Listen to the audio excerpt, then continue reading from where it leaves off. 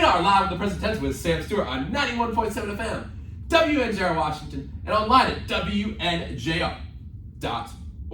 Folks, we have got a great show to close out the week tonight. On Tuesday night on the show, we had on Andrew Edwards, Kane Duza, and Jacob Sinclair. Water polo and cross country represented in that show. We've got two great guests lined up for you tonight as well. So let's go ahead and introduce my first guest. My first guest on the show tonight is a sophomore from Freedoms, PA. She is currently third on the President's swim team in points on the year. She's a former president of the week and leading the President's charge this year in the pool in the freestyle and backstroke. Everyone, welcome onto the show tonight, Morgan McGuire. Morgan, how you doing tonight? I am good. How are you? I am doing great. Excited to have you here in the studio. And you know, Morgan, we were talking before the show. If you look at this team's record-wise, you know, it's probably not where you guys wanted to be, but how would you assess the team's performance so far? I know you guys have been putting in a lot of work. You've been proud of how this team has competed, but how would you assess how the season has gone so far? So we're definitely in a rebuilding year. We've been working really hard to recruit for the upcoming year, so I'm very excited for the recruits that we're bringing in next year. But I would say I'm very happy with the team dynamic. We all mesh together really well. There's no drama, and we're just all happy to be there when we're there together. Mm-hmm. And individually, you know, you had a really great year last year. I would say a couple of really big meets, and you're third on the President's squad in points this year. So what was the biggest thing that you tried to work on this off season in terms of your swimming stroke or stuff out of the pool? What was the biggest thing you tried to concentrate on? So I tried to hit up the gym. That was my biggest thing. I had never really gotten into lifting. I didn't do it much in high school, but I started to do it this summer more heavily. My best friend from back home, he's a power lifter for West Point, so he really got me into it. Yeah. That's what's up. What type of lifts did you like doing the most? Like, what was your go-to workout that you just loved hitting? I like doing some cardio. I like doing back squats, legs. Okay. Yeah, I like hitting legs. It definitely helps with my underwaters. So. Yeah, for sure. Like and for those who don't know what underwaters are, because I hang out around the pool occasionally. I know you see me there a couple times. Oh, but, yeah. Can you just explain for underwaters what they are for people at home? So, besides swimming underwater. Swimming underwater. So when you go off the dive, you go underwater for a little bit, and you just kind of kick for a little bit to keep your momentum going before you get to the surface. Okay. And how do you work on that lung capacity to go farther on the underwater? So, funny enough, we do exactly that. Okay. So we do underwaters, and not my favorite thing to do. I don't enjoy working on them, but our coach will have them do it, and if anybody comes up and takes a breath the entire duration of the pool, we have to start the set over. So I hate underwater days, but you know what? It gets the job done. Yeah, I was looking, I mean, not that I would ever be able to join. I was thinking about maybe going to a different branch, but looking at it now, the SEALs would be really tough. But to be a SEAL, you have to go to swim down and back 50 meters. Oh, yeah. It's crazy. I'm sure some of the people on your team could do it, but it's tough. Like, man, and I feel like swimming in the conditioning too is like you feel like you're drowning. You know what I mean? It's like, Absolutely. and it's like I think that's great for people in other sports too, just to swim. It's a great exercise, a little impact on the joints and everything. Yeah. I'm sure y'all heard, because I heard y'all ask for some ice after practice for sure. Oh my goodness, yeah. But that leads me to my next question, Morgan. And we're gonna get into some stuff about your love of swimming in a second. But you know, I want to start with this one tonight. What is the most difficult thing about the sport of swimming? I would say literally just the fact that you're fighting something so natural, which is to breathe. That's deep. We get deep already tonight. We get deep. we're getting into the psychology of swimming right now. Oh, interesting. Okay. Yeah, you're fighting something that's so natural, and that's the biggest thing you'll hear from coaches my entire life is stop breathing so much. Because it kind of counterintuitive to what you're usually told, right? Absolutely, absolutely. And it just slows down your momentum a lot. So just fighting something so natural is very, very difficult. Wow, that's really profound. That's really well said. Thank you for that. My next question is, Morgan, when did you fall in love with the sport of swimming? I would say my sophomore year of high school. Okay. So my freshman year, I went to private school for most of my life. And once I hit high school, we didn't have a team. I just swam as an individual my freshman year. Okay. So then I made the really difficult decision my sophomore year to transfer to public school so that I could be on the swim team.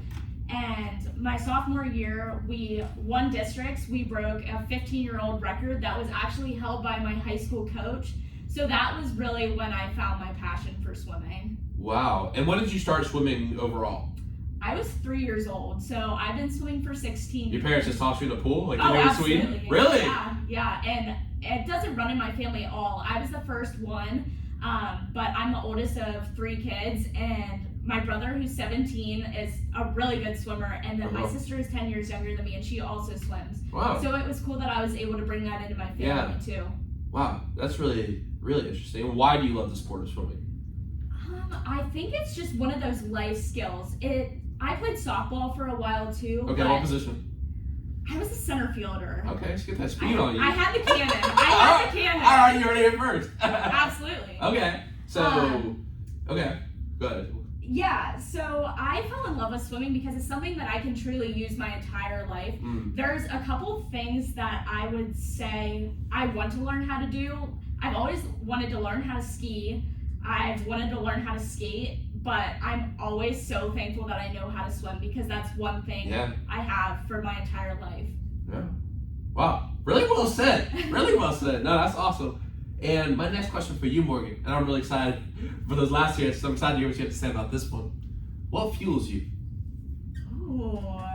Come on now, you know I gotta get in my bag with the questions. Ooh,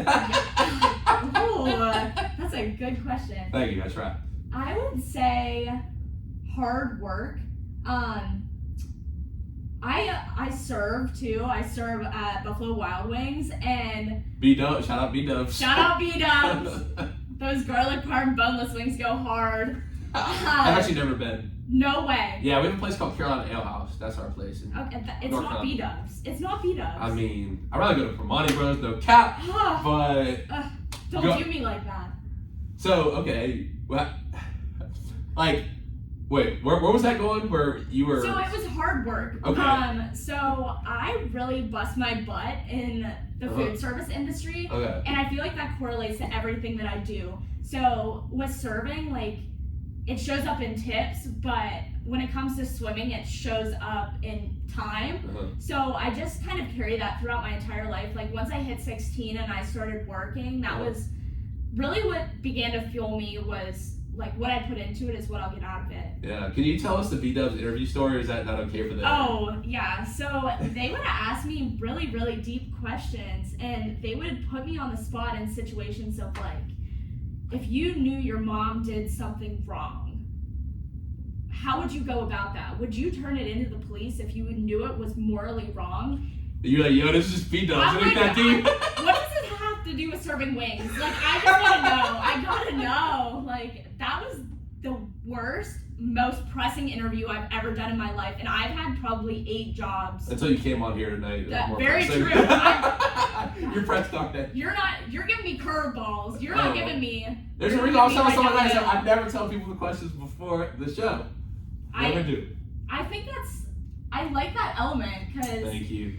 I always enjoy questions that I have to like think of a response. Yeah, well, I mean, I actually do love when we talk about behind the scenes stuff on here, but I will say, like, I think that when you get people's, like, if I was to like send you a full sheet of a PDF, like, you would definitely have things prepared. It'd be like edited a little bit, not just because that's human nature. Like, it wouldn't be authentic. Yeah, exactly. So like when I pull a curveball on someone, or like I'm here to answer, I'm like, all right, I'm gonna ask them this next, like bouncing off it. Like sometimes, like we just talked about the whole B-Dub thing, like that wasn't on the plan for it. I'll tell you that. I'll show you the plan. But like, yeah, I think it's just when you get people's authentic reaction. I know you want to go into politics too, so I do. I'm actually really I enjoyed that. I'm really excited. I'm really excited to talk about that, but we'll get to that in a little bit. Now, Morgan, my next question for you is, why did you choose Washington and Jefferson College? I chose W&J actually because of Molly, Amanda, and Mia.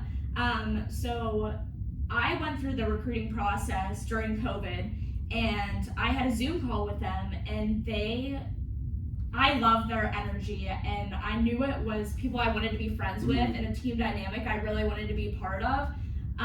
Besides that, every encounter I had with W&J alum, all I ever heard was, oh, that school has a great reputation and I love my time there and I wish I could go back. So that was a huge part of why I decided to come here. Are you familiar with the Daily American newspaper? Oh, absolutely. You know, I found a real interesting quote from your coach, Donna Richard. Okay. And it was, she's always been a leader and a strong component of the team. She's a hard worker, is very critical of herself, and wants to put in her best effort every time she swims. Other kids look up to her because of it, and she's definitely proved herself over the last couple of years. That's an awesome quote, but I gotta ask you, when I was reading that, I thought, I gotta ask Morgan this.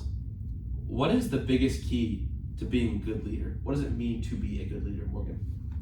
I would say you have to take in so many different perspectives, and I think that's something I really learned through my political journey, is hearing everybody out and hearing the pros and cons and being able to take people's different experiences, and even though you might not have gone through it yourself, finding a way to assess that and be a resource to people.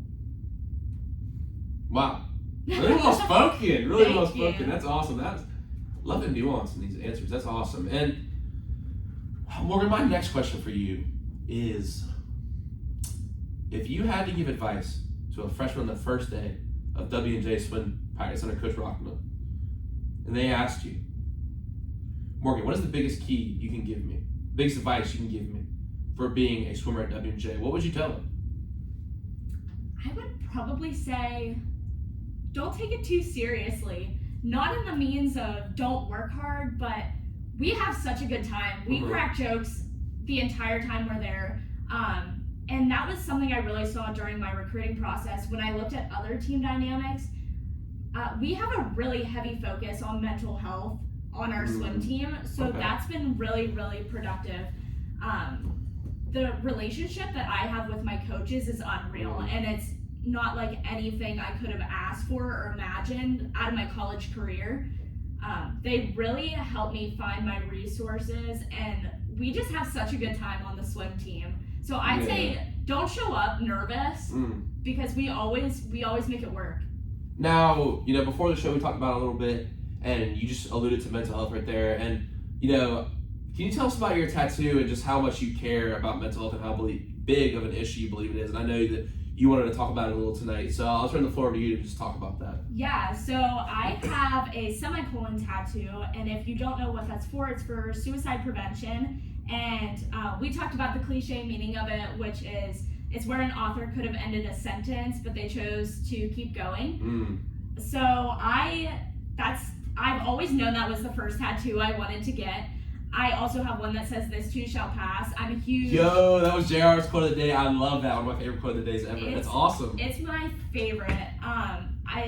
I love waking up and looking at it in the morning, and it's just my reminder. Okay. You said you got 7, right? I do have 7 tattoos. One of them is the infamous DG tattoo. Wait, you have a D? I do. Yeah. They got me for that one, but it's okay. I love Greek life. If you don't mind, where's the DG? It's on my ankle. It's on my left ankle. Yeah, you gotta get one if you win the pack, like Bryn. You know, Bryn. Right? Bryn has a pack. I said, hey, they just knocked off Marietta, the number 19 team in the country. They did. Shout out to I said, y'all win the national championship. You gotta get one on your like big toe. You can't do big. I think she should just get pack all yeah, years. It's actually been a topic of discussion. Bryn's foot on the show, how she should get to the tattoo. I love Bryn's foot. I'm about it. I'm here for it. Okay, I got you. But more serious though, like what you were saying though about how things keep going. What do you think the biggest key for dealing with mental health in our society is? I know we're gonna get into your career that you want to pursue a little bit later, but you know, from a societal standpoint and an individual standpoint, what do you believe the biggest keys to dealing with mental health are? Kind of a loaded question, but I feel like you can handle it. Yeah. I'd say know what your plan of action is. I very much struggled last semester with suicidal ideation. Not to get too deep, but it's something that I've experienced myself, and it's something that I like to be open about because I don't want people to feel like they're alone on this campus or in my friend circle. So I would say know how you react to it and know what helps you. The biggest thing for me is taking a hot shower. That really just soothes my soul.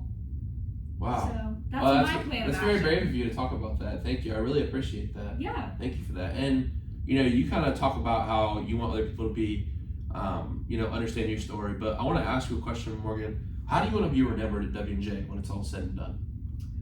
I want to be known as somebody who was just very true to themselves. I'm pretty much an open book. Anything you ask me, I'll provide, and even if you don't ask me, I'll still probably provide you with an answer. That's awesome. Yeah. Okay. So I would love to be known as somebody who grow through what they went through.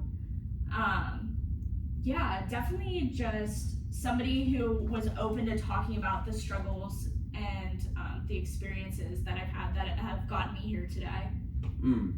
If you could describe yourself in one word, what would it be? Ooh. Curveball. Definitely empathetic.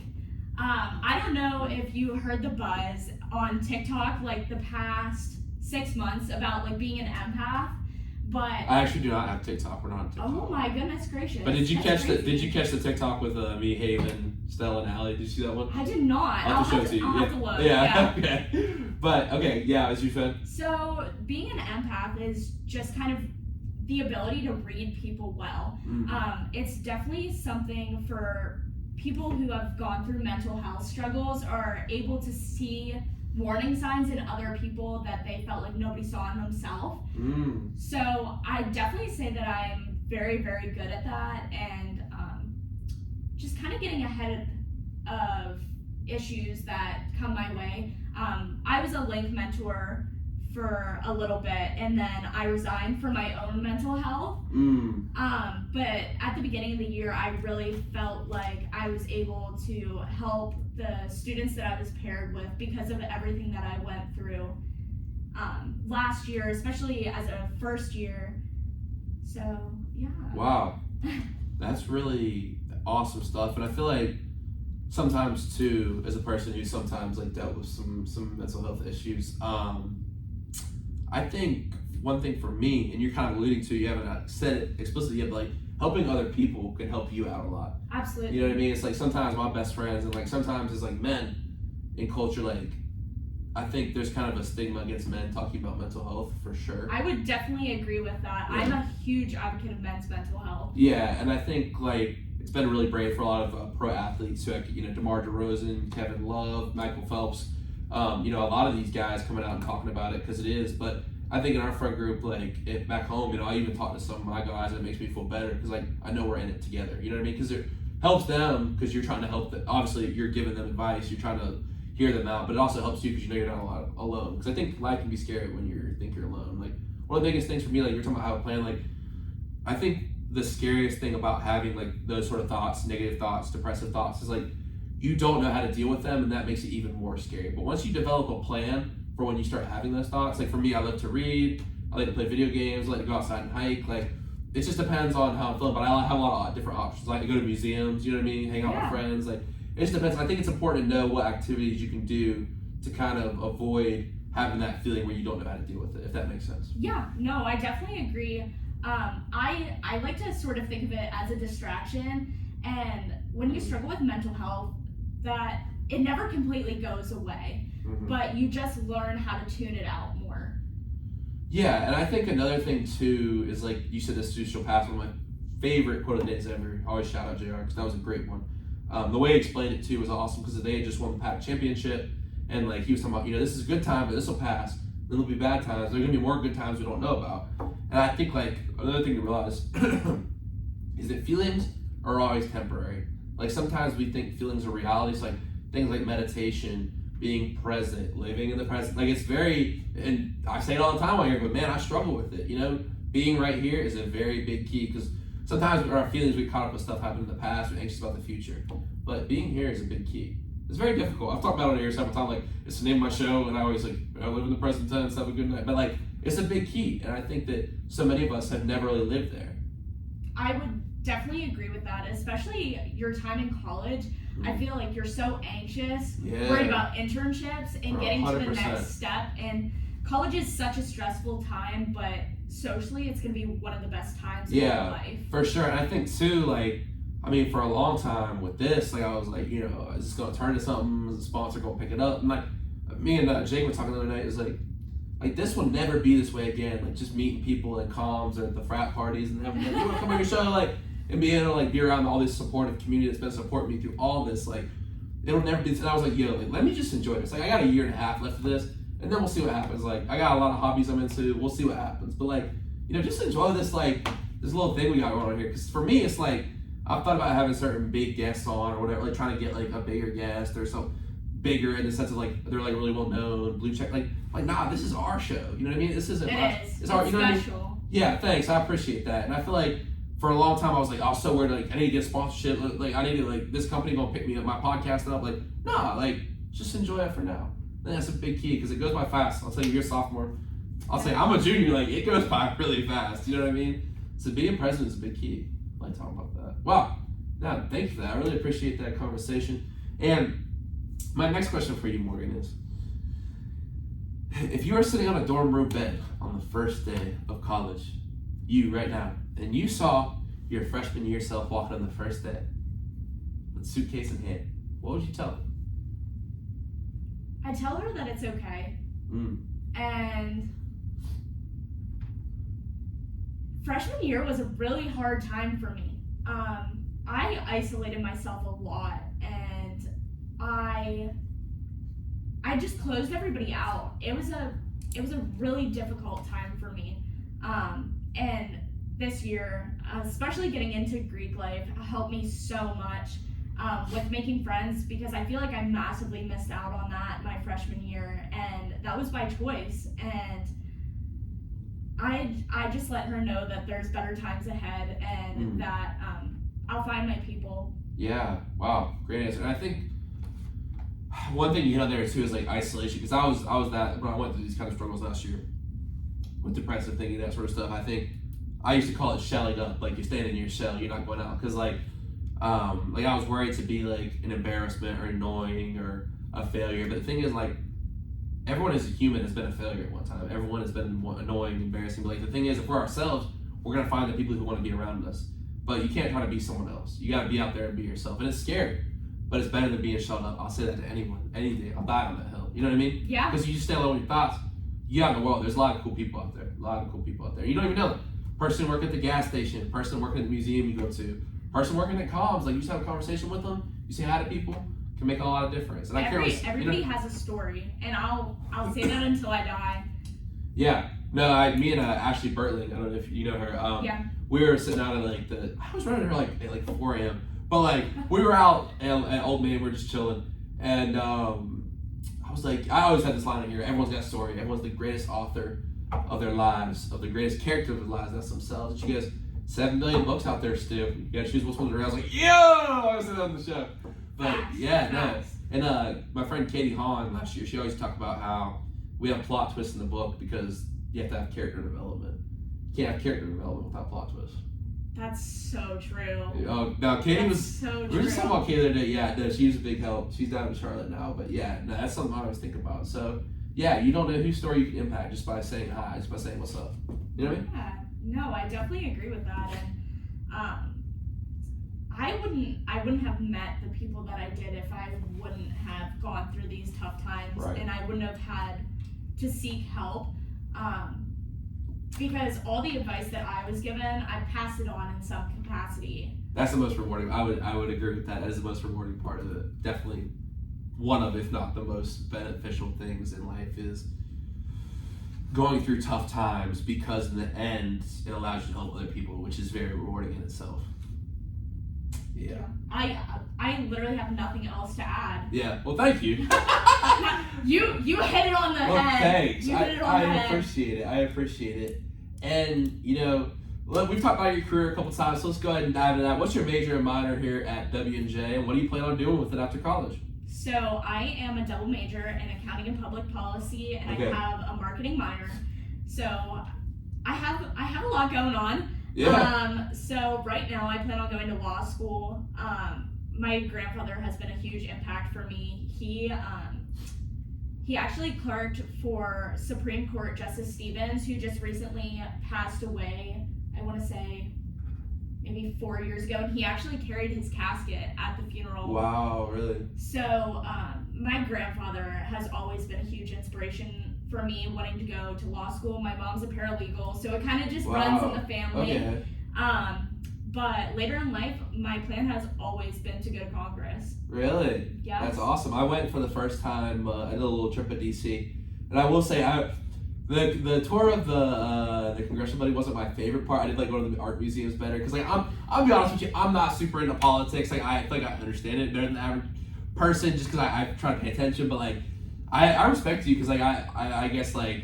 I know it's like a tough world to like make a change in that sector, so I really. What made you want to get into that? I know you said your grandfather and stuff, but politics specifically and Congress—that's a pretty big goal. You know what I mean? So I will try to run this down as fast as possible. Go for it. No, we got time. Go for it. So my sophomore year of high school, when I made that transition into public school, I had a boyfriend at the time, and it sucks to say, but one of the only positives that came out of that relationship, you know, I joined this little club called Youth in Government, and I hate to say that my only reasoning for joining it was a weekend getaway in Harrisburg with my boyfriend at the time. Luxury destination. Absolutely. That's my favorite line. Absolutely. That's my key line. Yik Yak might come for me, but I am an absolutely girl. Absolute academic weapon. Academic, athletic, political. I got you. Announcer. Announcer. But don't forget my hand girl. Okay, as you were saying. I was saying. So I didn't really go into it with the right intentions, but I asked my mom and my grandfather for advice. So basically what you do is you write these mock bills and you go and debate them in Harrisburg. So you take over the Senate and House chambers for a weekend. Really? So that's dope. Yeah. So I ended up being second on the bill calendar. At this convention, there's like 800 kids across Pennsylvania that go. And I ended up second. That's awesome. So I wrote a bill on getting rid of inheritance tax, and it was something I didn't know existed. I only knew it existed because my mom told me it existed. I wasn't into politics at all, and I had gotten recognized because I was so high on the bill calendar. I was asked to be one of 2 people to represent Pennsylvania the following year in DC at the National Advocacy Days program. Yo, that's fire. So this was literally the week before the COVID shutdown. I went to DC and I was one of 2 people, and I was able to talk to every single PA congressperson, and I talked about mental health and issues that mattered to me. Wow. So that's really cool. Yeah, it was a surreal experience. So then from there, I attended a conference on national affairs twice, and my senior year, I wrote a bill on birth control for all, and there's probably 1,000 kids. So there's 800 kids in Pennsylvania, 20 get picked, and then there's like 1,000 at this national conference, and I was one of 15 to get my proposal passed. Wow.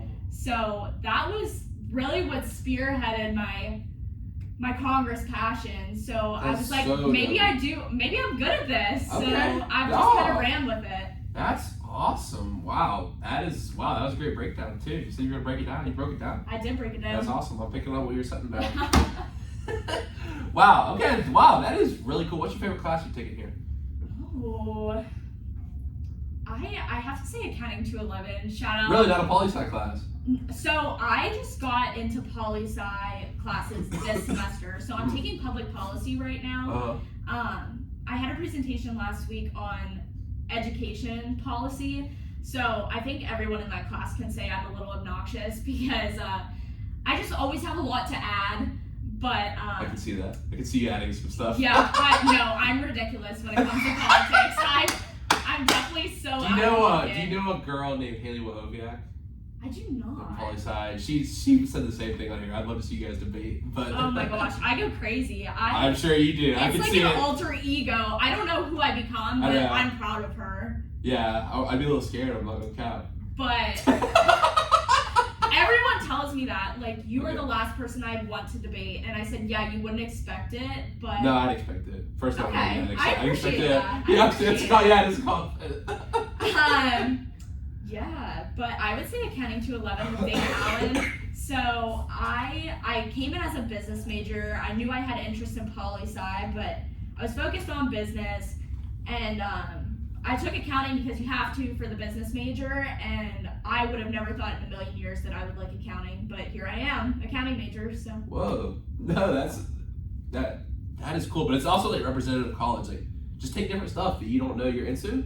You might get into it. You might not as a major. You know. You're about the liberal arts college here. Yeah, for sure. I mean, I knew I wanted to do philosophy. I wanted to do history. Wasn't into it. I like philosophy better, just because like, for me, like the only gripe I have with politics is sometimes like, and we're discussing politics in one class of the day. Like, politics sometimes goes back and forth at the top of the iceberg under what lies at the philosophical base. If that makes sense. I completely agree with that. I've never heard that, but I completely agree like, with that. Because, like, if you're talking about, like, not that we're going to debate this on here, but, like, gun control or anything like that, like, the idea is, like, what are people? Like, what is their nature? Like, what is morality? What is a moral code? Like, that's philosophy. That's below poli-sci. It is. And I'm not trying to, like, take shots at poli-sci. I kind of love my poli-sci people. But, like, I feel like I just sometimes see that it's a little bit below the iceberg. And I like those, like, deeper issues that have less of an answer.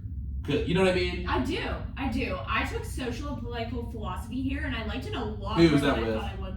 I took it with Aaron Higgins-Brake. He was a visiting professor last year. I've had Dr. Wolf and Dr. Osborne several times. Yeah, I love the philosophy department. It's very small. And also, communications department's small too, so it's been kind of cool. I know the poli-sci department's pretty big here.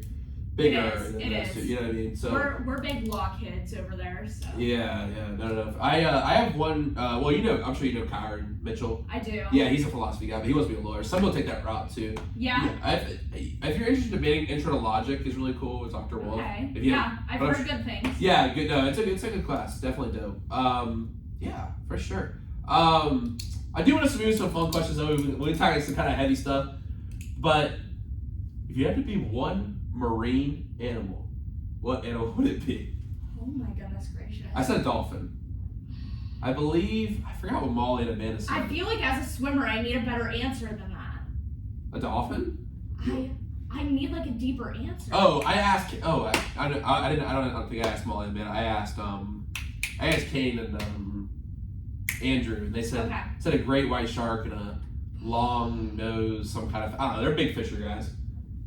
I don't know. I feel like I'd be an eel. An eel? Like an electric eel? Yeah. Okay. You don't see it coming, but it comes out of nowhere and it's scary. Yeah. I feel like that's representative of me. Yeah, I'm a little scared right now. I don't want to say something wrong. You feel me? I don't. Like I said, my alter ego comes out of me. I don't know where she comes from, but I'm gonna see you in the newspapers in like 50 years. I hope so. Newspapers won't be around, but like. Yeah, probably not. Probably not. On the web. I mean, you see you on a podcast. On a podcast. You start your own podcast. You see me on a podcast. I could definitely see you on a podcast. I can see you having a radio show. I know you're busy and stuff, but like, no, that'd be dope. That'd be dope. I'm gonna see Morgan on the radio for sure. Now, my next question for you, Morgan, is if you had to listen to one musical artist for the rest of your life, who would that be? Tough one. I'm so gonna get flamed for this, but Jack Harlow is my man. That's not a bad answer at all. Very solid answer, I would say. I love Jack Harlow to the day I die. Really? I would say I know 90% of his lyrics. I know every single song he's ever came out with. Like, I've followed him since he was 17 years old. Really? Oh, yeah. I love Jack Harlow with my whole heart and soul. I think that is a solid... I mean, I think probably... I do think his disc choreography might be lacking depth on some albums. I agree. I think the best answers for this question, I'd say Jay Sinclair with Post Malone. That was pretty good. Yeah. I like my own answer of Mac, not to toot my own. I love Mac. What's your favorite Mac album? Kids. I mean, so have you seen the movie that goes with Kids? I have not. It's actually really interesting. 1995 Kids. The album is based off the movie. Okay. Which is like some of the songs, like the intros and stuff, didn't make sense. Yeah. But I love Kid Paper Route. Good Evening. It's two of my favorites. I was listening to Macadelic a lot recently. Okay. It's a great one. Yeah, I love going to the murals in Pittsburgh. I've been to Frick Park Mart a couple times. Shout out my boy Dave. We also because like some people would be there and shout like knew Mac as a kid. I love Mac so much. Yeah, that's awesome. Party on Fifth Ave gets Party it on every Fifth time. Ave. So Blue Slide Park just turned 11 years old the other day. It's so sad. And it was the first album to go #1 without a major label backing it. That was before he got signed to Rostrum. Have you been to Blue Slide Park in Pittsburgh? I have not. It's on my bucket list. You gotta go. Like honestly, you gotta go to the original one in Sharpsville. You gotta go to ID Labs. You can go to where he recorded all his music. I've been there twice. Oh gosh, that's so crazy. dope. It's in Etna. It's where my boy Kiki lives. Okay. So I've been there a couple times. And then they have a big mural there. I took a picture of it. I think I have one on my Instagram. I've seen a picture of the mural. Yeah, the mural's fire, and then you can like see where he recorded the music, and then you definitely got to hit up Frick Park Market and Blue Slide Park. It's it's on my list. Definitely, you got to check it out. I love. Like I was coming back to my boy Kiki's house the other night, and I was driving through, listening to Swimming at like 3 a.m. in the morning, driving through Pittsburgh. It's like, yo, it's so like out of body experience. It's nostalgic. Oh, it is. And I just started listening to him when I got up here too, like after he died. But like I was listening to his whole thing, like because I feel like he had reached a national level when we started dating Ariana and like Divine Feminine came out. Oh my goodness. Divine Feminine, really good album, very solid. Phenomenal. Yeah.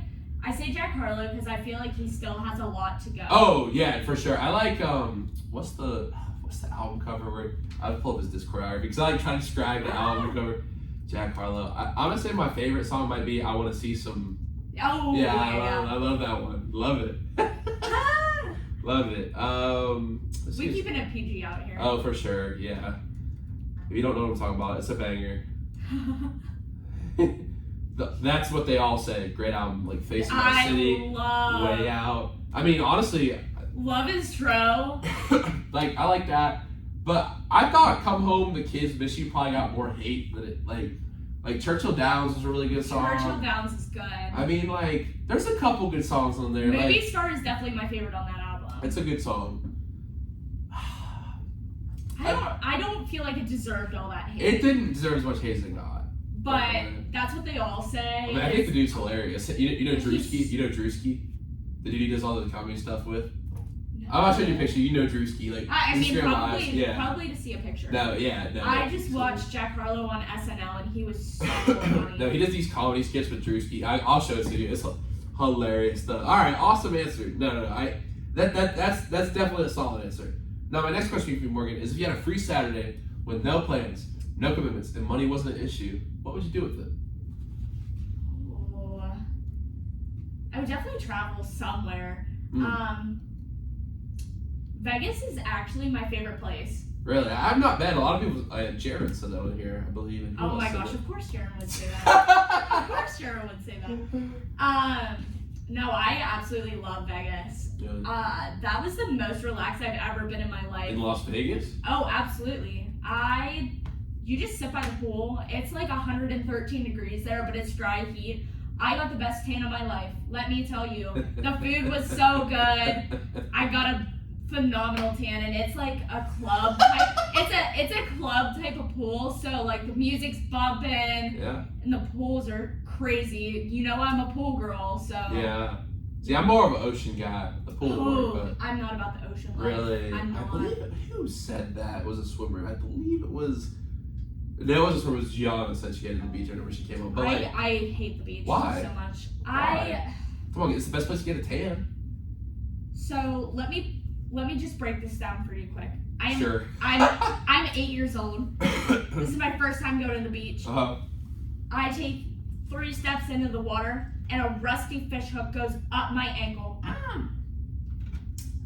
And it wasn't my ankle, it was the heel of my foot. I get how that could ruin the experience. So yeah, they rushed me to the hospital. I had a massive like pencil-sized hole in my foot. Had to get a tetanus shot right away. It was so scary. So I don't like the ocean. I have beef with it. That's actually fair. No, yeah. I honestly hate when people fish on the beach. Like, not into fishing. I think fishing's super boring. Hate to say it because I do have people on here like fishing. Like, I hate fishing. I think it's like, unless you're like fishing for food, like if you're just sitting there with your beer in your hand, like I'm just like, get out of the way. Like people are trying to surf. Get out of the way. Get out of the way. Go do that somewhere else. You know what I mean? But it's enough about my beef with the fisherman. I did. This one guy yelled at me because he was like, I was like cutting across, ripping it up. You know what I mean? Like just shooting down the line, bro. Like, but it was awesome. And he's like, hey, you don't watch where you're going. And I was like, all right, I'm working my butt off here trying to get in this wave. And you're sitting there with a bucket hat on, looking like an idiot.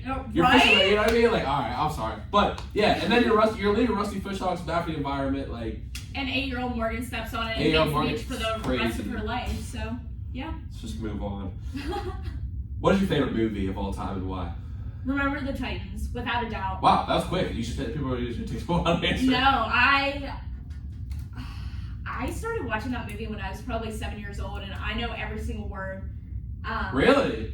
I do. Like, I am that type of person that you put a movie on and I'll ruin it for you because I rehearse, like, I watch a movie twice. Like, you talk over the movie? I do, the entire time. Yeah, well, that's not gonna fly, no cap. Yeah, no, I'm the worst person to watch a movie with. Between that and Top Gun Maverick, I was getting a lot of hype. I still haven't watched it yet, but I heard it's fire. Oh, I was goose. I saw it in Halloween. That was a fire film for sure. Thank you. Yeah, of course. Did you see mine with Cartman? Oh, I did. And your boys, the freshman basketball boys? I did. That's your sons, right? They are my sons. I love that. I love them. Awesome. No, remember the Titan? Denzel Washington? Have you seen Training Day with Denzel Washington? Probably. Yeah, fire. Probably. If you haven't, you definitely gotta watch it for sure. Now, a couple questions before we get to our final two segments here, Morgan. What is the biggest advice for people who are trying to get into swimming? Like myself, you know, I've been going for about a year now. Like, did you see my swim stroke? Like, I'm trying to start off like easy and stuff, but like, it's definitely a difficult sport to like get into. You know what I mean? Like, I feel like a lot of people start really young. Like, this is a great way to work out. So, like, what's the best workouts for people who are just starting? I mean, I know we talked about the skips on here. Oh yeah, I love the skips. I would say, don't be ashamed to like start out with lessons like you would with a little kid. Because you have to learn the fundamentals. I'm not gonna cap. Like, Molly said she did lessons, and I was like, "Yo, can I do like a lesson?" And she goes, "Stu, I mean, it's like 4-year-old kid." I was like, "All right, I'll still do a lesson." I did have the locker has like the low press swim lessons. Oh yeah. Do you do those too? You do swim lessons? So I didn't do them this last year, but I am like a swim lesson instructor. Okay. I love teaching kids how to swim, and I've actually successfully taught 2 people my age how to swim too. Wow, good for you. So one of them being, I talked about my best friend that goes to West Point. He had to undergo some training for the Army, so I actually gave him like the basis of how to swim. So that was pretty cool. That's really cool. Yeah. Okay, and with that in mind, my last question tonight for you is, what is one trait that it takes to be a successful swimmer?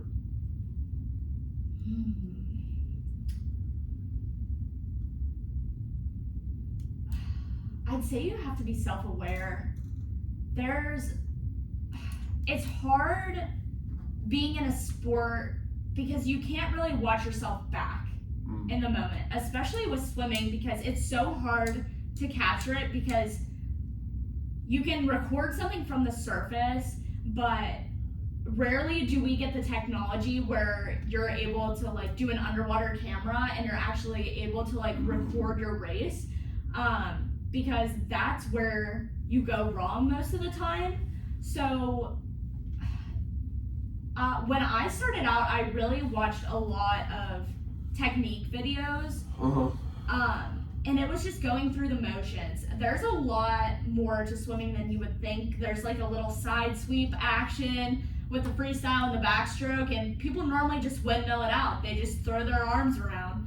So just reflecting on your stroke a lot is actually very beneficial. Wow. Great advice. Wow. This has been a lot of fun, Morgan. I really appreciate, everything you're trying to do, but unfortunately I can't let you go yet until we have our last 2 segments, and you seem like a very smart girl. So I'm gonna give you your trivia question for tonight, and you can see if you can take us home. All right, now your trivia question for tonight, we're gonna have a 30-second break. How this works is I ask you before the break, we come back, we got about a 30-second break lined up here. We'll come back, and you'll give us the answer. So you have about 35 seconds to think about it. Okay. All right, what country has the first recorded swimming race in history? Is it A, England, B, India, C, Greece, or D, Japan? We'll get your answer after the break. You listen to Present Tense on 91.7 FM, WNJR Washington, and online at WNJR.org. Any thoughts? Huh? Any thoughts? Question? I feel like I'm gonna say Greece. You're like, no, that's not right. People always ask, like, I'm gonna tell you the answer before it's time. True. All right, awesome. Then we'll do this, then we'll do the quote of the day, okay? Wonderful.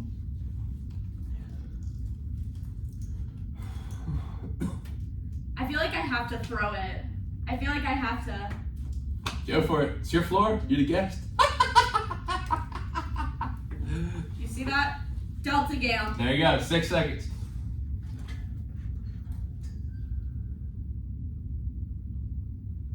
And we are back with the present tense with Sam Stewart on 91.7 FM on WNJR Washington and online at WNJR.org. Today we're talking with swimmer Morgan McGuire, and before the break we asked Morgan, future Congresswoman, what country has the first known swimming race? Is it A, England, B, India, C, Greece, or D, Japan? And Morgan, your answers for tonight is? Okay, I'm not gonna lie. My gut is telling me A, but history-wise is telling me C. So I'm just gonna go with my gut and say A. Actually, both those choices are incorrect. And this surprised me. It's a tough one, but it's one of those ones that I think it's a cool story too. It's actually Japan in 36 BC. Interesting, isn't it? 36 BC? BC. Isn't that interesting? That's so interesting. Yeah. Because I thought about England too, and I was like, well, it is really cold there. You know what I mean? Like, yeah. But Japan, that was interesting. I guess it was just part of the culture, like all the way back through Japanese history. Yeah, I would have said Greece because Greece was like very heavily known for sports. Yeah. Early on. Definitely. But now Japan. That's crazy. It's definitely interesting. Now, Morgan, before the quote of the day, I just want to give the floor to you one more time. Just to any final messages about mental health and things that you want to tell the viewers at home about concerning that. So this was my backup quote of the day, but okay, so we got to back up, then we'll do our real one. Okay. Yeah. You have survived 100% of your bad days, and you just gotta keep going. There's people that are going through the same thing as you, and you might not even know, but that's the best part about serving for me is I get to have so many encounters with people that I would have never had in my daily life, and just even those surface conversations that can make or break somebody's day, and hopefully not break, but you can always be a light for somebody, whether you're just smiling at them on the sidewalk. I've had deep dark days, and somebody just saying oh, I like your outfit today, that's been all I needed to keep going. So just know that the little things do make a difference. Wow. That is really good stuff. So that's the back quote of the day. Now what's the actual quote of the day? So I am a Catholic girl, so this is what I say every night before I go to bed is the Serenity Prayer. Okay. So it's, God, grant me the serenity to accept the things I cannot change, the courage to change the things I can, and the wisdom to know the difference. Wow. That is good stuff. Morgan, thank you so much for coming on the show tonight. Honestly, I would definitely vote for you. I don't know any of your policies because all your answers were so nuanced and great. And thank you for talking about mental health and being so open. It's definitely a tough topic to talk about. But listen, anyone out there who's listening tonight or listening back on the podcast in a few days, if you ever have any problems, please come and talk to me and Morgan. Don't think about doing anything to yourself because we've all been through rough days. And if you need something, please come and talk to me and Morgan because we'll be more than happy to talk to you and help you out. There's a lot of people on campus, I can say the same for, but for real, hit me or Morgan up. But seriously, thank you so much for this episode. It's been a lot of fun. And we'll definitely have to have you back sometime, and good luck the rest of the season. Thank you. I appreciate it. Thank you for having me. Yeah, no problem. It was a lot of fun. And we've got a great segment coming up next. Transfer sophomore golfer Cade Patterson. I know that one's going to be real wild and whatnot. But we'll get to him after the break. We're going to say goodbye to Morgan. We're listening to some music right now. We'll be back in just a bit. This is the Present Tense with Sam Stewart on 91.7 FM, WNJR Washington, and online at WNJR.org. We are back on the Present Tense with Sam Stewart on 91.7 FM, WNJR Washington, and online at WNJR.org. We just finished up talking to Morgan McGuire, sophomore swimmer here at WNJ. And we've got a new guest joining the show on this segment of the Present Tense. My second guest on the show tonight is a sophomore from Irwin, PA.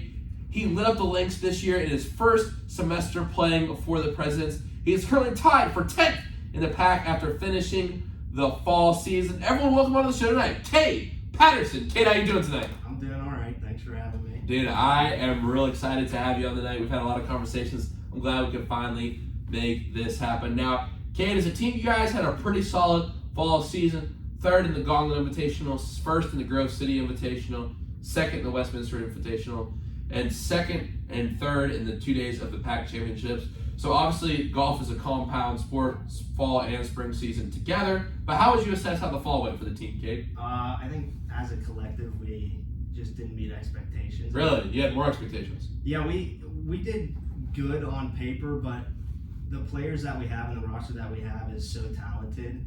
Wow. Okay. 1 through 5, and our problem this year was consistency, and that even spans out into me. We would have kids play really good one day and then just blow up the next. In that term of consistency, we just weren't there, and I know the players that we have the ability to do it. Wow. So. Man, I know like Westminster is a big team in the pack, and it was really tough getting defeated by them last year, looking for some revenge. So I'm really excited to go watch you play your home match, obviously, in the spring. And Cade, you touched on your individual performance a little bit, but how would you assess how you did in the fall? I did okay. Like I said, I wasn't as consistent as I normally am or would like to be. Especially in the pack, I went shot 72, then I think 83 or 84, which is that just can't happen when you're competing at the top level and trying to win championships. It just can't happen. So. Okay. And Cade, one thing I want to touch on right away is, you're a new face to the golf team this year. You're at your transfer, so tell us in your own story how you ended up at W&J from the time you graduated high school to the time you suited up for the Presidents. I know you got a little Tyler Horvath shout out somewhere in there. Yeah, so that's a pretty wild story. I played baseball my whole life. That was my main sport. Just played golf in high school during the high school golf season. I'd pick up a club the day before tryouts, and went on to play collegiate baseball at Cal U actually. And I starting as a freshman really enjoyed it. And then COVID hit, and the only thing you could really do was golf, so I started getting back in the swing of golf. Ah, nice pun there. Yeah, I didn't even mean to do that, but... Just that good. Yeah, see? It was just that good. But so I started getting back into golf, and I started to fall back in love with it, and I was just like, hey, it would be nice to go and play both baseball and golf at Cal U, so I called the baseball coach, and I asked if that was a idea he'd be open for, and he pretty much just told me no.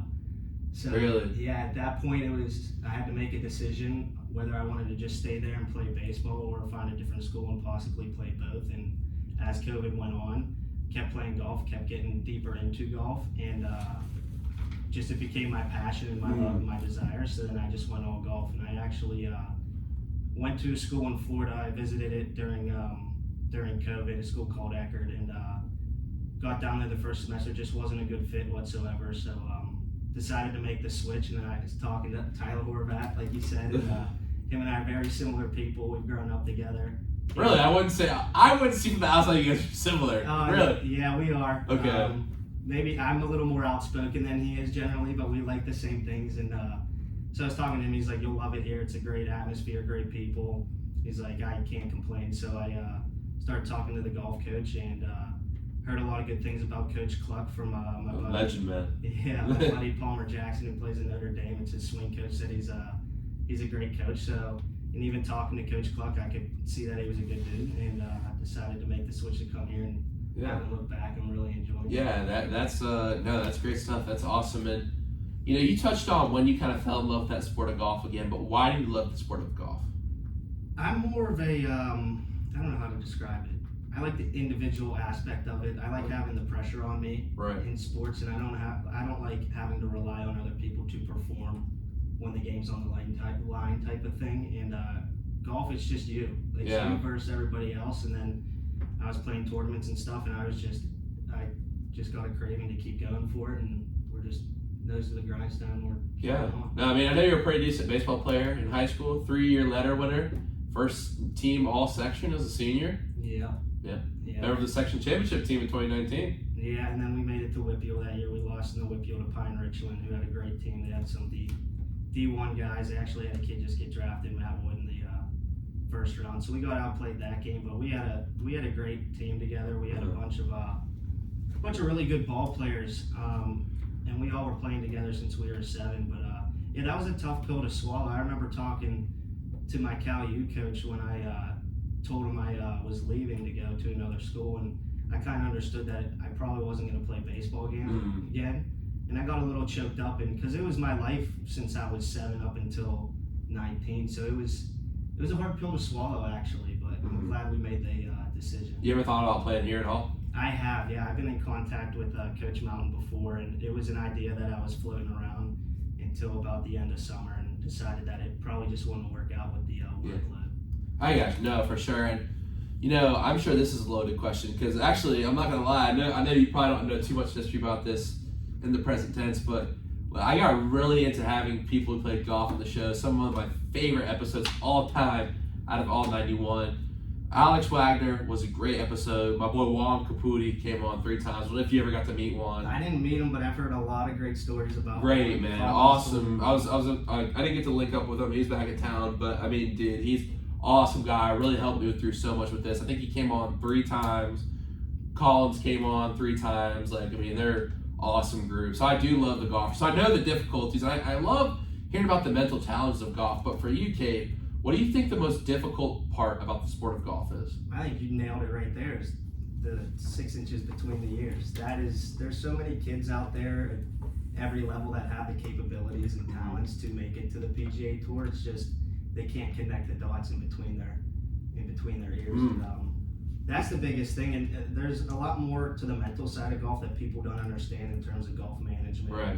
Understanding where to aim, how to aim, what flight to move the ball in, and all this fun stuff. Where to leave the ball on certain slopes on the green. There's so much more into it than the average person really understands, and it does take a toll on you, and it's something you do have to learn, which I'm in the process of still learning and sharpening that skill. So yeah, no, definitely. Always learning is just a good thing in general, man. Yeah. That's good stuff. And how do you work to manage that mental side of the game? Because I feel like baseball and golf, I told Juan, who really doesn't know that much about baseball, would always help me with my pitching. And I really did love those episodes so much because it was about the mental side of things. I feel like baseball and golf, pitching and taking a swing or taking a swim in the box, they're very similar on the mental side of things. Oh, for sure. Like I remember in baseball, a lot of it was especially hitting, is your approach and your thought process coming in and sticking to a process in terms of like what you do before you get into the box and get ready to take a swing.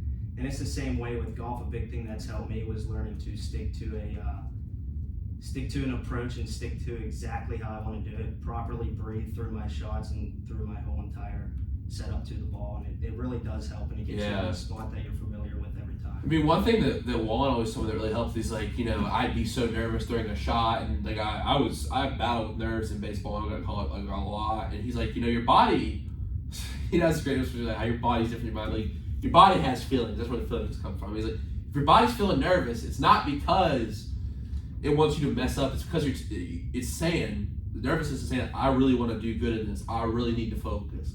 And I always took that. I was like, your body's not trying to make you mess up by being nervous. Because I know, golf, baseball, you're focused in, it's this one action that you have one shot to do this thing, like a 3-2 pitch or a 0-2 pitch. You're trying to put it in the right spot. Or obviously a golf swing, you only have to drive the ball once off the tee. Then you have to go adjust from that. So yeah, I think that mental side of stuff is really interesting. Now, on a little bit of a lighter note, I am a mini golf aficionado. I would say this summer, me and my dad played a lot, and I could never beat him. I almost came down the last day we played this summer, and I hit this dog that was spinning. But anyway, my point with all that is I've asked a lot of people, funny story I was telling here. I asked Colin how someone could fix their drive. He said, just drop the club and quit golf. Which I was like, well, that's the quickest fix. It is true.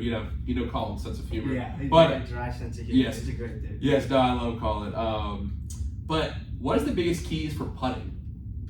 Putting is practice, and you just got to spend the time and get the feels and understand how your body likes to move the putter and hold the putter. It is just practice. Okay. My biggest tip for anybody who's starting golf is learn how to lag putt first, because that's going to save you a ton of strokes. So lag putting is when you're a farther distance away from the hole and your odds of making it are slim to none. Your whole goal is to get it within 3 feet of the hole, so you have something that you can just tap in. I see a lot of amateurs and beginner golfers who don't understand that aspect. They're like, oh, I can make this, and then they end up blowing it 10 feet by. Now they miss that one. So you're like it's kind of like you're setting up. Yeah, for your next shot. It's almost like a setup pitch. Like, okay, like I'm gonna run this fastball inside on someone because I know he hasn't been turning on anything, and you're setting up that curveball that's gonna break into the dirt. It's a setup for your next shot and for your next pitch. Okay, interesting. Yeah. What about chipping? I think a big thing in chipping is people like to get too much air under the ball. Again, with amateurs, I see it's like, oh, I'm greenside, I'm just going to pull this 60-degree wedge. And this is something that I've learned over the past year and a half. My grandfather's always told me this, but I never want to do it. It's called a bump and run. You take out, like, if you have a lot of green to work with, you take out like an 8-iron and you just get it moving and on the green. Okay. And it less of a swing, less room for you to mess up, and it just ends up being more consistent. Okay. So I see a lot of people taking way too much loft when they're beside the greens, and it just leads to a bunch of problems. Wow, interesting stuff. Personally, I can't play golf, but hey, y'all at home listen to this on YouTube, make sure you take that advice into consideration next time you're talking about how good your golf swing is, trying to play your boss. Now, my next question for you, Cade, is what is one trait that it takes to be successful in golf? I think it's gonna be a little cliche, but it runs back to the point that you're the only one out there. It's just you don't have people to rely on, but confidence. You gotta have the utmost confidence in yourself, whether things are going good, average, or bad. Because you never know in golf. I've had rounds where I'm 4 over through 4 holes and I finished 2 under because I made adjustments or I stayed confident in my abilities and my process and have gone from there. And it goes the other way too. I've lost confidence or I've lost focus too when I'm doing good and it ends up being not so good of a round. So confidence, it's all between the ears in golf. So what's the biggest advice you talk about young golfers a lot, people who are getting into the game of golf for the first time. What is the biggest advice you can give for someone who wants to get into the game of golf? I would say have fun with it at first, because golf is, when you're starting, is frustrating as all get out. Yeah, it is. Trust me, I know. Yeah. I'm trying to. My cousin. He tried to teach me how to hit a golf. Man, I can't hit golf ball for crap, man. Yeah, so I would say just have fun with it. Like I'd say for a while, you don't really need to be out there keeping a true score. I mean, you're gonna lose golf balls. You're gonna get double digits on a hole. Just go have fun. Hey, I wanna like hit drives, throw down a couple drives while you're out there on the course to see where it goes, and just have fun with it. Okay, cool. So, are you a driving range type of guy? Do you have another driving range? Yeah, I'm a range. We call it a range rat. Ranger. Why do you call it a Range Rover? I don't know. That's a totally missed opportunity there. I didn't come up with these terms. I just yeah, we call them range rats. People who just put their nose to the grindstone and just hit golf balls. I would say I'm a good mix of both, but I'd say mostly a range rat.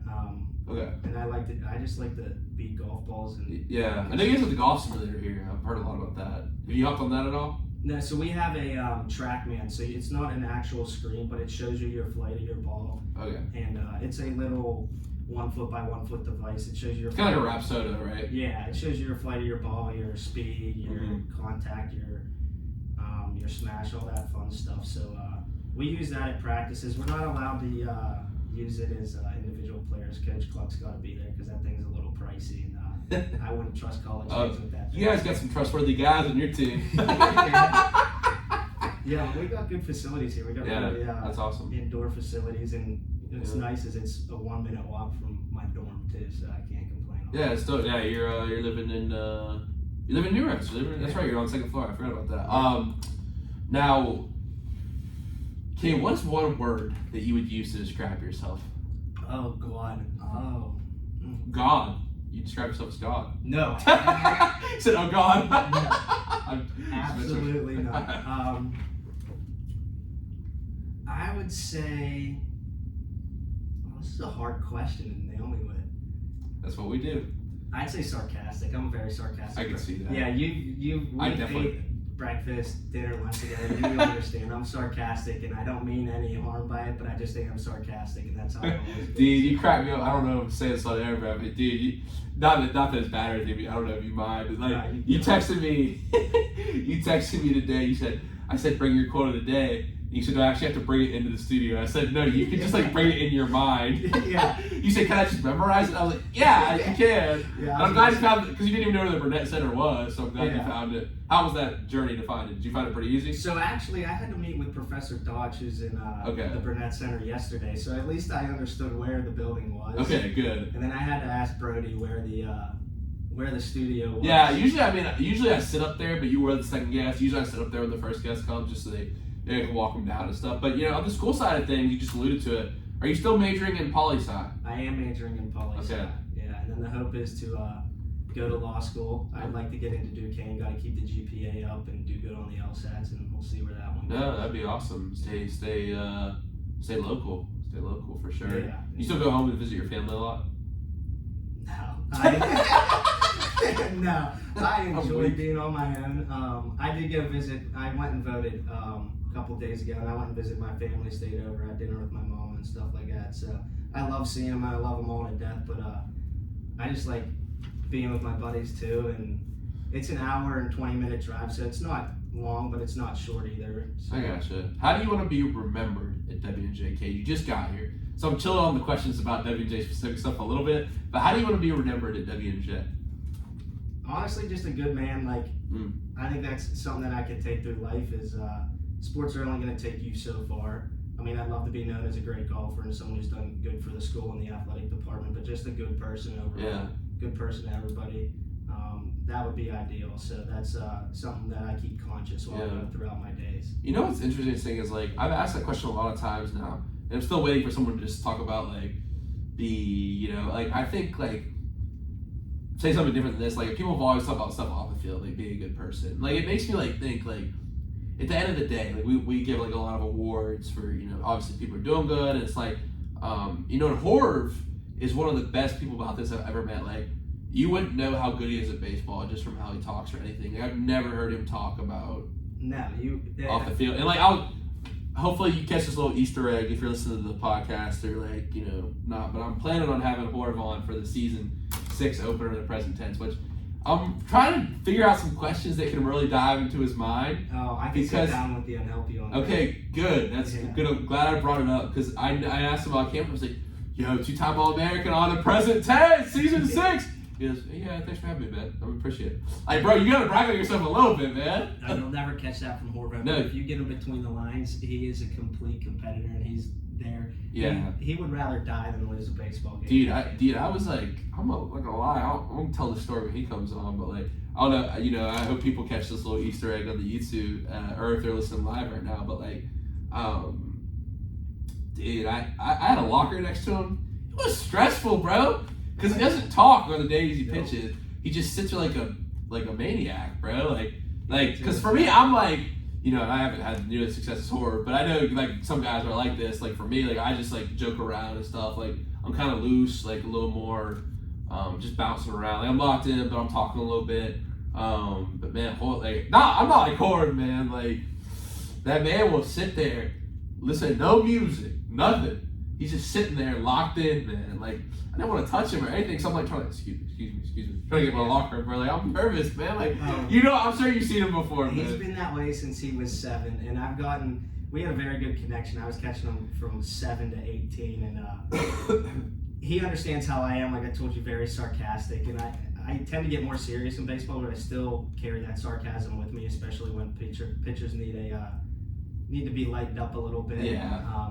And I feel like I'm one of the few people that have ever made him laugh when he's in go mode and in game mode. Yeah, because I'm sure I have. He gets into it hard. He's different. He's different. He's different. He is different. Yeah, Horvath's a great dude. Even he's a completely different human. And he'll never and he doesn't care all about the All-American. He does not think it means anything if we don't win a national championship. Yeah, Horvath's there, and that's another thing.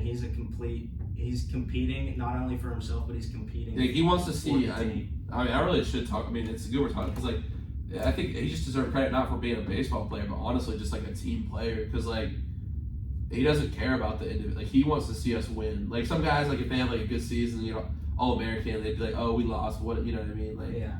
Not that I've never met anyone like that, but for him, these past few All-American seasons meant nothing because we haven't won the national championship. That's his goal. Yep. You know what I mean? Yeah, and I'm sure he's proud of it, but like I said, he's a very humble kid, and it's something you have to admire for someone. We definitely gotta cook up some questions, though. I'm ready for that we'll season 6 opener. That'll be good for sure. Now, okay, some fun questions for you here. Okay. If you had to listen to one musical artist for the rest of your life, who would it be? Zach Bryan. Or Johnny Cash or Zach Bryan. I'd say for me, out of your two, I definitely choose Johnny Cash over Zach Bryan. I've grown up on Johnny Cash, so it's hard. But Zach Bryan, he's putting out some good music right now, and I would say probably Zach Bryan. I'm in a good Zach Bryan mode right now, so I'd say Zach Bryan. Yeah, I don't know as much like when people say country out here. Like I'm more of a rock and hip hop fan. Like someone gives like a rock answer or a hip hop answer, like I can definitely get more. But like I've been getting to Morgan McGuire. You know what I mean? Like I do like him. I like George Strait. George Strait's great. George Strait, Hank Williams Jr. Like I like some of the old stuff. You know what I mean? I guess John Denver's not really country. He's more folk. Yeah, there's some like Country Roads. Like that's a good one. Yeah, no, for sure. We just the song I played right before you came on was John Denver too. Was it? Song, yeah. See, I don't. Yeah, that's the only one a lot of people know. I used to know for that one. Yeah, for sure. Lil Nas X. I honestly. Old Town Road. Okay, that'd be the only song I know. Okay, no, I was messing. But my next question for you is: if you could play any golf course in America tomorrow, what would it be? Augusta National. Okay. Yeah. Fair answer. That's the creme de la creme of golf courses. That is the epitome, the peak of golf courses. For sure. You know Pinehurst number 2? Yeah. Yeah. My grandpa used to work there. And it's like an hour from us. Mm-hmm. So I've always kind of heard about that. Don't know if it's like actually a good course because I don't play golf, but I've heard it's good. Yeah, okay. There's probably 3 or 4 that separate themselves, but Augusta's on top of that list. Yeah, that's what I've heard. And my next question for you, Cade, you might be golfing during this. You seem like a fishing guy. I'm a fishing and hunting guy. Could definitely see it. Yeah. So my question for you is, if you had a free Saturday with no plans, no commitments, and money wasn't an issue, what would you do? Money wasn't an issue. The guys who came on Tuesday, Andrew and Kane, they're big fish. So they said they'd go to Alaska and fish and hunt. Yeah, see, I'd probably go to Alaska and go on like a moose hunt or something. Yeah, moose hunt. That's dangerous, man. Yeah, but you gotta live a little. Yeah, I've actually never shot a gun before. Really? Yeah. I mean, we can get that going. I go and shoot guns. No, you should take me to the range one time. Yeah, we go to the range. My dad does. We take it. I mean, guns, you got to take it obviously completely seriously. So. Yeah, you'd have a good time. You'd enjoy it, and you'd have a blast. Yeah, no, definitely people. This guy Robbie, who used to work here, I was planning on going with COVID. Some of that stuff got messed up. But yeah, no, I'd definitely take you up on that. And my next question for you is, what is your favorite movie of all time and why?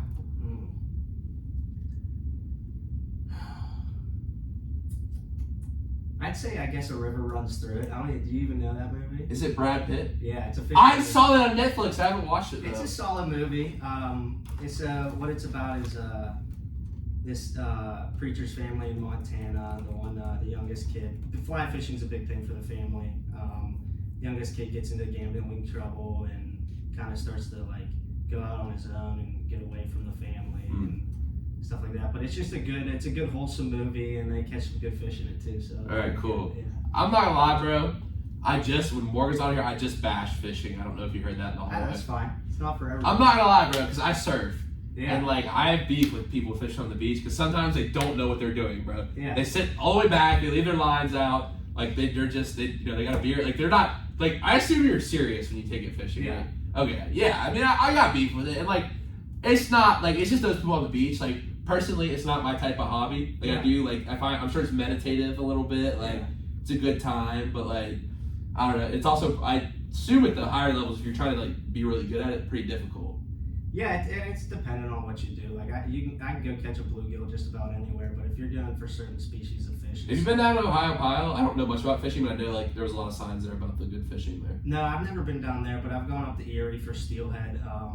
They were just talking about that. It's a cross between a rainbow trout and a. So what it pretty much is just like an oversized rainbow trout. But they crossbreeded it or something like that from California. I think you guys told me that Tuesday. Yeah, it's some type of trout species or larger trout species that it got crossbred with in California. But and I like fly fishing too because it adds that that challenge to it. Yeah, fly fishing. My Uncle Craig, he always is trying to teach me. Because I feel like fly fishing is just so pretty. Like it's just his emotion. Are you good at it, fly fishing? Oh, I'm not that good. To be honest, I'm not that good at it. Fishing, I would say, is my second hobby behind hunting. But Oh, okay, so you're more of a hunter. What type of? Are you like a deer guy? Yeah, white-tailed deer. You know Coach Crummer? Yeah, I do know Crummer. I mean, I don't know him personally, but I know of him. I've heard some fun stories. Okay, all right. Just on the radio. No, nothing bad. Okay. Just about hunting and stuff like that. I mean, well, he did go to the school with some of the guys here, so I'm sure you've heard some wild stories too. But shout out Coach Crummer. I'll be listening to that. But yeah, okay, dope. No, that's okay. If you could hunt in any spot, what would it be? Would you like take a trip to Africa? Would you like one of those? No, I think like Montana. I was gonna say, I know that's like big game, Montana's got all the big game. They go out. What are they? I'm trying to think of one of the animals with like big horns. They got moose, elk. Elk, yeah. Yeah, they got muleys. They got whitetail up there. They got bear. They got all of it. So, really? Yeah. So how did you get into hunting? I think, well, my grandfather always hunted, so that it's usually something that gets passed on generation to generation. That's kind of what happened. Are you good? You good shot? Yeah. You get shot? Yeah, that's something I'm a pretty good shot. And I don't know why. I guess I just am. Guess it just runs in my blood. But yeah, that's I'm not a bad shot. I guess I do pretty good. So that's cool. I'm always like. And I'm like, one of my career options after college, I'm thinking about maybe joining the military. But I've never. I mean, I think I like the physical aspect of it, just like the working out and the challenge of it. You know what I mean? But I know they teach you like all that stuff that you need to know there about guns and stuff. But it'd probably be good to know a little bit first. Yeah, like I said, if you ever need a rundown, I could teach you all. How far is your home from? I know it's like about an hour, right? Hour 15. Because I know you know Amanda Graves. Yes. Yeah, she went to your high school, obviously Horv. Yeah. You know what I mean? So I knew that those people were kind of close. Cool stuff, man. All right, now, Cade, it's time for our trivia segment tonight. So I'm not going to give you a break on this one. It's just one. We're going to do it, roll through it, and then we're going to hit our quote of the day and wrap this puppy up for the night. All right. Now, what is the most expensive golf course to play in America? Is it A, Shadow Creek in Nevada, B, Augusta in Georgia, C, Pebble Beach in Florida, or D, Sawgrass in Florida? I don't think it's Sawgrass. I don't think it's Pebble Beach. I'd go with Augusta. I don't know what the price would be there, but I'm going to say Augusta. Surprisingly, this is actually incorrect. What is it? It's Shadow Creek in Nevada. Okay. Yeah, I was confused on that too. I'm wondering if it's because maybe it's expensive to live out in Nevada. I don't know. Maybe it's the membership. I thought it might be Augusta. Yeah. Augusta number 2. So what happens at those nice country clubs is you generally you have to know a member to get on, and then that member just comps it for you.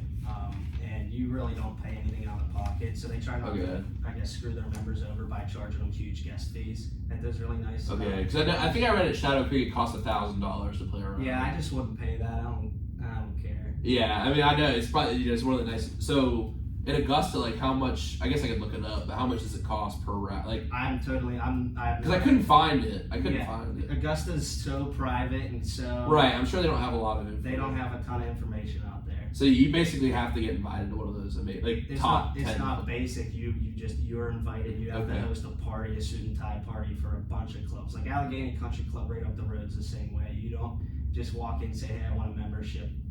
You got to get invited by a certain amount of members. You got to host a certain amount of people. That's the thing about golf. I remember my dad, they tried to expand golf by putting a lot of golf courses in the 90s and 2000s, but it still hasn't been picked up by the masses because it's still kind of that, not elitist, but I think it's just a certain amount of, it takes a certain amount of You have to have some money to play it, right? Yeah, I mean, I think it would be nice if it could be expanded to more communities, though, for sure. I would love that. I think it's just the way the nature. I don't think it's inherently that way. I think it's just the nature of the beast. You know that's just how it is. Ethan had a great documentary about this girl from Thailand. She was raised on a golf course.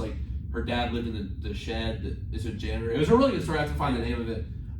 Shout out next show. But yeah, it was really interesting because she made her own club. It is an expensive sport to play. You know what I mean? So and I think one thing we didn't touch on tonight too is like you even see the money side of things in the LIV versus the PGA. I don't know if you have any thoughts on that. Yeah, we haven't covered that in a while because we talked about it when it first happened when Wallen and Colin came on. Yeah. I mean, I like the Live Tour. I think it's challenging the PGA Tour. They realistically have so much money in their back pockets to pay people more and give them a salary so they can support their families and not have to worry about performing every single time. So I don't mind it. I do like the history behind the PGA Tour, and that sucks to see all the better players moving on to another tour. But little competition never hurt anyone. Yeah, that's only American. Yeah. Free market. I love it. I love capitalism. But all right, man. It's been a fun show, and it's time for our final segment. It's time for the quote of the day. Kay, what do you got for us tonight? So I got a Bible verse out of the Old Testament, Psalm 23:4. Even though I walk through the valley of shadow of death, I fear no evil because you're with me. And I actually have it tattooed on myself as well. Wow. So That's awesome. Where do you have a tattoo? I have it on my left ribs. Okay, Yeah. cool. How was that experience? I love talking about tattoos on here. Yeah, so I mean, it wasn't as painful as everybody thought. Really? Dude, mine hurt, bro. I'll show you mine. I mean, I'm sure you've seen mine before, Yeah, but the inner bicep one hurt way more for me. It was not. What's that one? So this is used to be a compass, and instead of having north, south, east, and west, I replaced it with my family's initials. So. Yo, that's fire, bro. I love the unique ones like that, bro. That's fire. Morgan had a pretty cool one. She had a semicolon, and it's like where the place where an author can stop the sentence but keeps going. Yeah. I like the ones with a lot of meaning behind them, for sure. Yeah, I'm never gonna put something on my body that doesn't have a lot of meaning to it. Yeah, I'm not in the cat, bro. I might be done after one because I don't care what anybody says about that ink therapy stuff, and I love getting. Nah, man, it hurts. Yeah, no one enjoys getting tattoos. I see that stuff too, and I'm like, you don't enjoy that. Like, there's no way. Stop. My buddy Alan came with me to get my first one, bro, and he like my boy Rico made the first like divot on it. You know what I mean? Like he had the stencil, put the first line on this like bottom wave down here. And I was and I was like, "What's wrong, man?" I was like, "It hurts. That's what's wrong." He's like, "Why you making that face, bro?" I was trying to act hard, bro. I was about to start crying, bro. No cap. All right, I have one question for you though. Okay. If you could meet any historical figure ever throughout the history of the world, who would it be? So, this is like I've thought about asking this on here before, but it's one of those like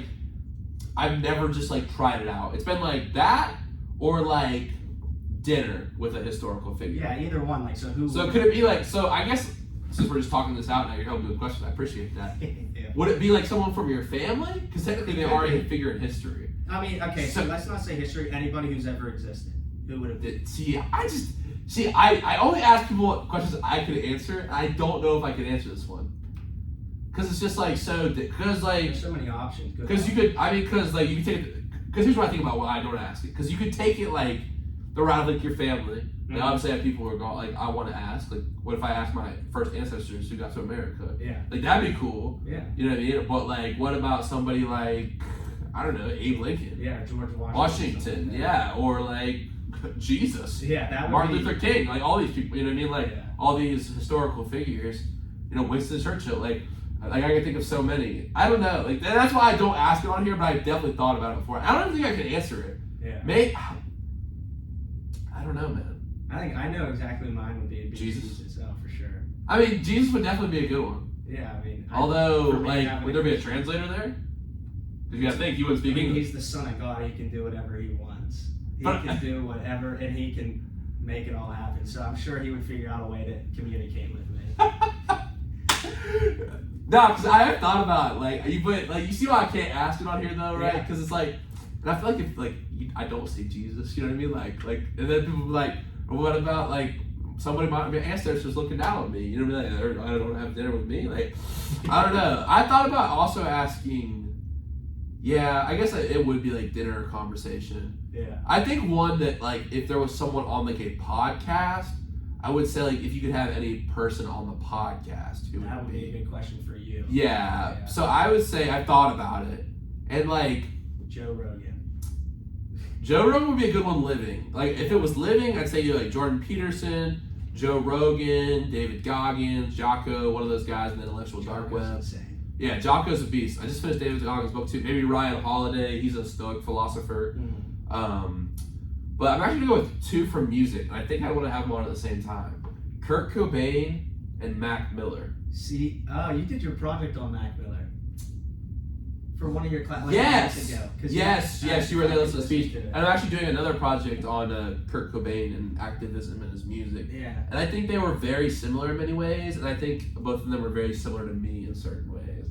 And everyone says that about like their favorite celebrities, but like I think the conversation with them would be extremely interesting. If we're talking about people who aren't with us anymore, Yeah. I think it'd be really interesting. Now, like Jesus or like honestly, I love like reading Buddhist texts too. So I think like the idea of Buddhism, like there's some really revolutionary like, things because like it's almost like Buddhism is a religion, but you can read the text too because there's like some like proverbs and stuff and just the idea of meditating. So dude, you got me thinking. It's like I feel like it would take a certain type of person to be able to answer that too. Yeah. Because like it's tough, but music is that. I wouldn't even think of someone in music, but that's so. Now that I think about it, would be so underplayed. Yeah, I don't think like music, and I think like too if like someone would be like pressured because it might be like they're like whoever they believe in like for their religion. Yeah, see that's why mine would be Jesus Christ. Yeah, you know what I mean. Like, and like I would love to talk to you. I got my own verse title tomorrow. I'd love to, but like at the same time, like I want to talk to more people too. You know what I mean? And like obviously Jesus would be like awesome. Yeah. But I don't know. I think it's a tough question. Like I've got some other ones from people. Like G said like. If you could have a song at a party that's the best song to play, I'm gonna ask her about it when she comes on. But I was like it's tough because like there'd only be a certain amount of answers. You know what I mean? Yeah. One song at a party that would be a tough one. It'd be a tough one because like what you said, because no one at the party likes country music, so my butt never gets. Hey man, you know, box, so. Yeah, Dixieland Delight. Dixieland. That was so funny when Tennessee played that. Yeah. Nah, dude, yeah, for sure. I do like Heads Carolina, Tells California. That's a good one. That's a good song. Yeah, definitely. Dude, this has been an awesome conversation. We're about to wrap up, but thanks for those little bits too. You got me thinking about new questions for the show now, man. Cade, thank you so much for joining me tonight. Thank you for reaching out. I look forward to getting to know you even more in the coming. You're always around the baseball guys. Obviously, you room with them, and good luck to you in the spring. And thanks for coming on tonight. I appreciate it, buddy. I really enjoyed it, and thank you for having me. Yeah, it was a lot of fun. And guys, we've got 2 great episodes lined up next week. I don't have the times yet, but I do have the dates. Wednesday night, we got Coach Maggie Fees, the field hockey coach at W&J, join the show. And Thursday night, we've got starting quarterback Jake Pugh join the show. He's been putting up crazy numbers, run the ball and throw the ball. And tennis player Ty McMaster come on the show as well. That guy's got some deep thoughts. He's a big fan of those podcasts that we just talked about. So I can't wait to break those down with him. We got Wednesday night Coach Maggie, and Thursday night the 2 guys from the tennis and football team. Come say what's up. Come talk to me at the sporting events this weekend. I'll be down in Waynesburg watching the Presidents taking on the Waynesburg Yellow Jackets. And also I'll be at the wrestling match, checking out some of the wrestlers, Coach Sonny and Coach Nick. Join the show the other week, and I'm excited to see them wrestle at home. But until then, everyone have a great night. Remember to live in the present tense. And we're